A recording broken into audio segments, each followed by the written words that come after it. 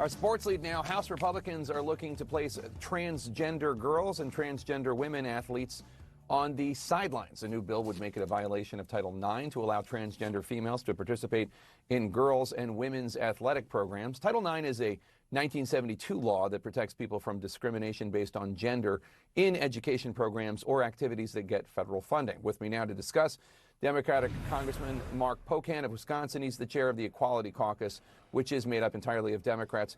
Congressman, thanks for joining us. So Republican Congressman Greg Steube of Florida, who introduced this bill, said in a press release, quote, "It's simple. Biological males have no place in women's sports. Last spring, Sarasota's own Emma Wyant was robbed of her NCAA championship in the 500 freestyle by a biological male, Leah Thomas. Floridians and Americans across the country are rightly outraged at what has become of women's sports," unquote. He represents the Sarasota area, we should note. What's your response?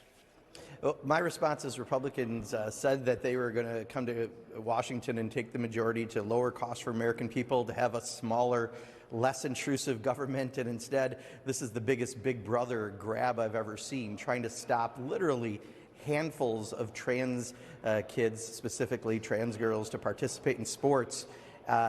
This is really nothing but a bunch of politicians who've made their brand going after some of the weakest by numbers in our society. It's bullying trans kids, and yet this is all the Republican majority can do. They can't actually get anything big done, so they're going to go and appeal to certain elements of their base, and that's all this bill is about. There's no problem that exists in this country on kids who want to play in sports, and honestly, I think a bunch of people in Washington bullying trans kids is pathetic at best, and I have other words I'm not allowed to say on your program. Actually, you're allowed to say anything you want. It's cable. We're not governed by the FCC, but you have voters to respond to.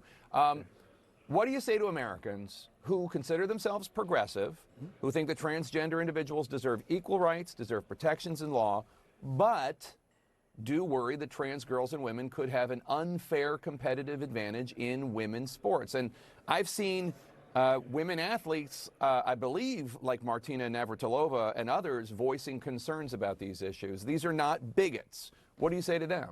Sure. Well, first of all, there's professional organizations for sports and for women in sports that don't agree with this bill or at any positions that there's an unfair advantage. In fact, it's such a small issue as far as the number of people involved that you're really using it just to kind of build the culture war more than anything else.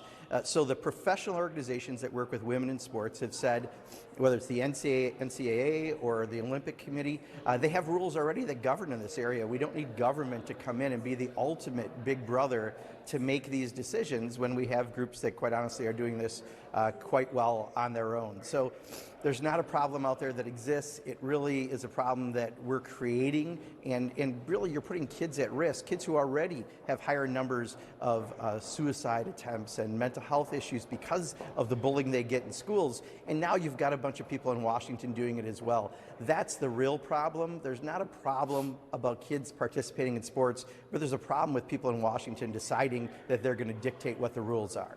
I don't have to tell you, Republicans control the House of Representatives. They can pass this bill without any Democratic support. If that happens, what's your plan?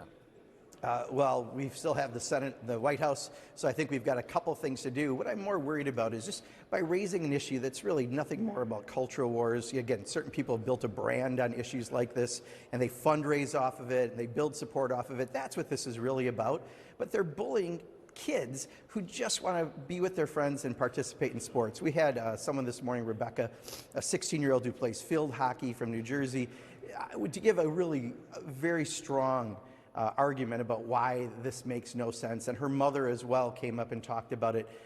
We're affecting real people, kids who just want to be involved with the positive aspects of sports, being part of a team, having fun. And here you've got Washington coming in saying there's a problem that does not exist, and that's the problem. We should be addressing costs for the American people. We should be addressing things like health care and other issues that are really important. And here instead in Congress, we're busy deciding what kids can play what sports at what time.